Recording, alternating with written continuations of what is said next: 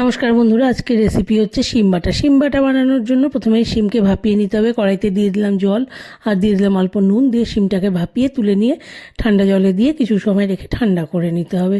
এরপরে কড়াইতে dry roast করে নিতে হবে রসুন, কালো জিরে আর শুকনো লঙ্কা। ভালো করে ড্রাই রোস্ট করে নিয়ে সেটাকেও ঠান্ডা করে নিতে হবে। এরপরে এগুলোকে সব একসাথে মিক্সিতে ভালো করে পেস্ট করে নিতে হবে। কিন্তু শিম আর ড্রাই রোস্টেড কালো জিরে, রসুন আর শুকনো লঙ্কাকে ভালো করে পেস্ট করে নিয়ে এবার কড়াইতে আবার দিয়ে দিতে হবে সর্ষের তেল। তেলের মধ্যে কাঁচা লঙ্কা ফোড়ন দিলাম আর অল্প কালো জিরে দিয়ে এবার পেস্ট করাটা দিয়ে দিতে হবে। শিমের পেস্ট দিয়ে ভালো করে নাড়াচাড়া করতে হবে। পরিমাণ মতো নুন দিতে হবে, দিয়ে ভালো করে টানিয়ে নিতে হবে।